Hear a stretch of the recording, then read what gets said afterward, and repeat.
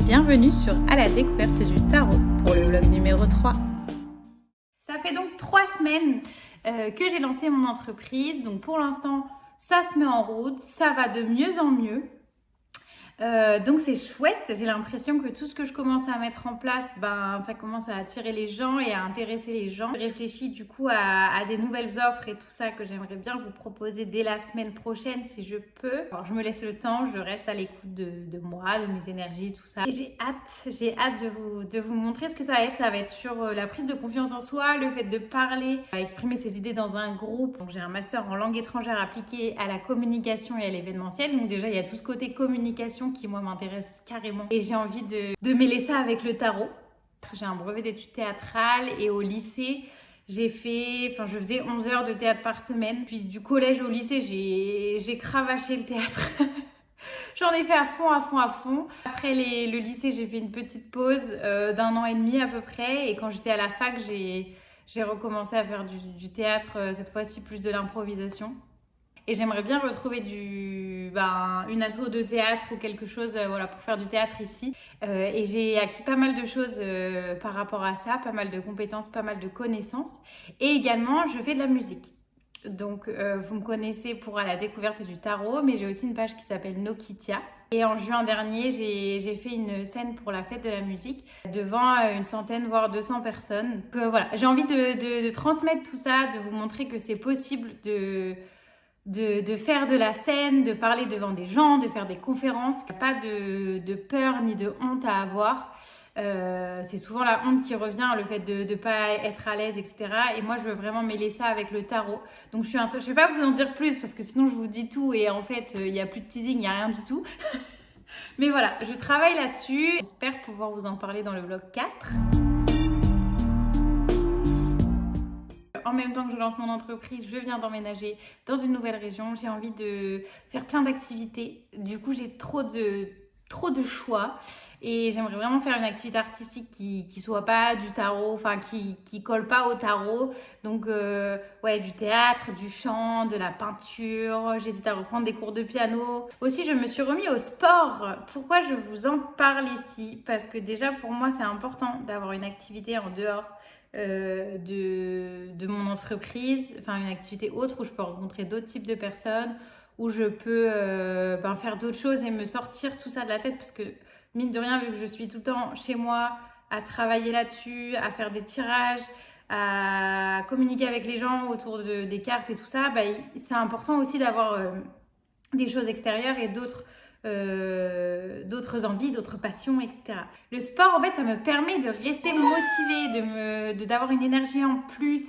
En fait, ça me fait sentir bien et dans mon corps et dans ma tête. Je reprends la course. En plus, on a un projet familial de semi-marathon, marathon, donc en octobre. Ça va, j'ai le temps. Quand je fais pas de la course, je fais soit un peu de yoga, soit de la muscu, le haut du corps, le bas du corps. Je peux vous dire que j'ai bien des courbatures. Voilà, partout. Avec mon conjoint, on s'est mis à la natation aussi. Donc, du coup, normalement, une fois par semaine, je vais devoir aller à la piscine. Alors là, j'ai pas du tout suivi ma journée type. Je vais pas la suivre. J'ai suivi la matinée. Parce que du coup, je veux vraiment me focus sur ce que je vois pour la suite, ce que j'ai envie de faire. Et si j'ai une idée qui me vient et qui est vraiment où je me dis il faut vraiment que je puisse l'exploiter et il faut que je fonce là-dedans, je me dis autant le faire tout de suite pour pas procrastiner, aller à fond dans cette idée-là maintenant. Et à la limite, dans quelques jours, je verrai si, mon énergie du moment et mon idée du moment, je suis autant hypée, excitée qu'il y a 3 jours. Si c'est le cas, je me dis ok, on y va. Si en revoyant le truc, je me dis oula, mais qu'est-ce qui m'a pris? Je le fais pas. Par rapport à mes journées, toujours, à mon organisation, etc., je m'écoute beaucoup plus. Et en fait, à force de m'écouter, je culpabilise beaucoup moins parce qu'en fait, je vois que je suis beaucoup plus active et productive quand je me force pas à faire les choses. Et puis moi, j'ai tendance à, quand je travaille, je vais pas faire de pause. Quand je commence un truc, une tâche, vas-y, je reste 1 à 2 heures sur ma tâche et je fais pas de pause. Pareil, pour les offres, j'ai plein d'idées. Et en fait, je me dis, ok, il va falloir se canaliser. Qu'est-ce que je veux faire? quelle est ma stratégie, qui je veux atteindre, pourquoi je veux le faire. Enfin voilà, il y a tout cet aspect stratégique qui commence à se mettre en place parce que je ne peux pas proposer 1001 offres comme ça ne sert à rien. Un peu comme si on faisait un smoothie et qu'on mettait, je sais pas, 10 fruits dedans. Il y a tellement de choses qu'on voit plus ce qu'il y a dedans. Alors que si on met 3 fruits, donc 3 offres par exemple, bah là on va savoir exactement quel fruit, donc quelle offre apporte quelle saveur. Avec l'URSSAF, en fait, il y a la possibilité de suivre une newsletter. Donc je me suis inscrite, on va voir ce que ça donne. Je vous en parlerai davantage si je trouve ça vraiment très utile. Et j'ai également reçu un courrier. Je l'ai là, je regarde, je vous montre pas parce que j'ai peur de montrer des données que je devrais pas montrer. Courrier APE et c'est pour afficher, enfin c'est un affichage obligatoire à mettre dans son entreprise. Et en fait, le prix c'est 248 €. Donc voilà, du coup, je me suis dit, oh là là, c'est quoi ça? Et en gros, il y a marqué affichage obligatoire. Donc on se dit, ben, c'est un truc que je dois afficher, sauf qu'en fait, moi, je suis toute seule. Donc du coup, j'ai cogité, je me suis dit, c'est bizarre. Ils te disent quand même, ils te mettent en gras, ça peut, si tu le fais pas, ça peut entraîner une amende pouvant aller jusqu'à 1500 €. De toute façon, je vous ai dit dans le blog, je sais plus si c'est 1 ou 2, mais j'ai envie de tout faire dans les règles.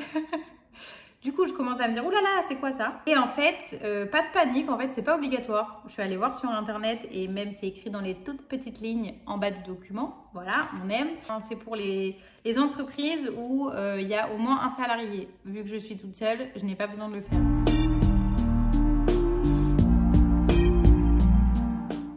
Alors, je l'ai déjà fait dans le précédent vlog, mais je tiens à vous remercier du fond du cœur, vraiment.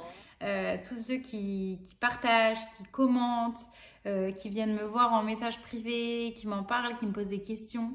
Ça me fait chaud au cœur, ça me motive à fond. J'ai à cœur de vous partager tout ça, j'ai à cœur de vous partager la pratique. On peut juste échanger, on peut juste discuter.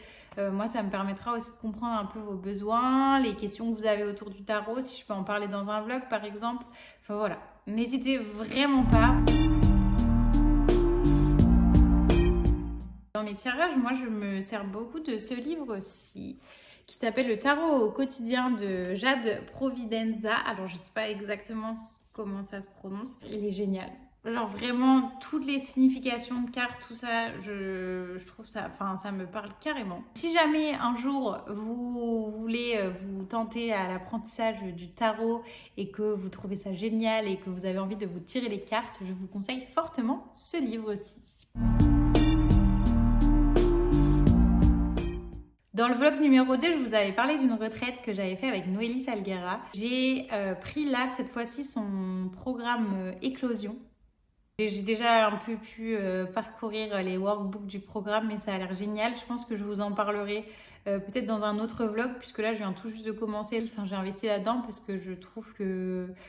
Voilà, c'est une personne en qui on peut faire confiance et qui développe de très belles choses. Et également, je me suis inscrite au séminaire Explore que j'ai découvert avec le compte Instagram Caro et le Tarot, que j'adore. Caro est très vraie et j'aime beaucoup ce qu'elle dit. Je dirais un peu tout ce que ça donne, puisque le séminaire Explore, toutes les conférences sont la semaine prochaine. Donc quand vous verrez ce vlog, ça commencera tout juste.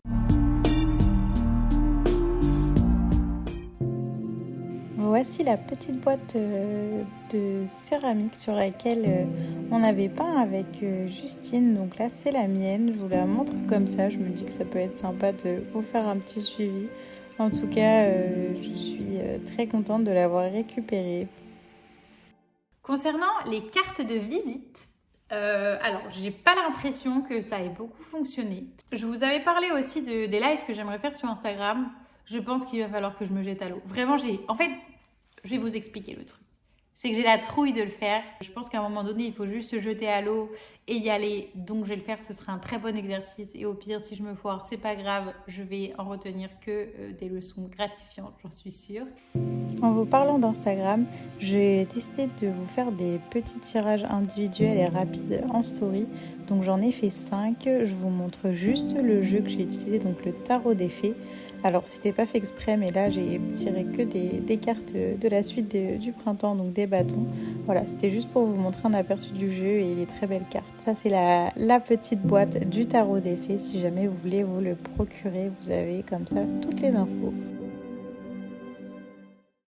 À la découverte du tarot, c'est fini pour aujourd'hui. Merci d'avoir regardé jusqu'ici.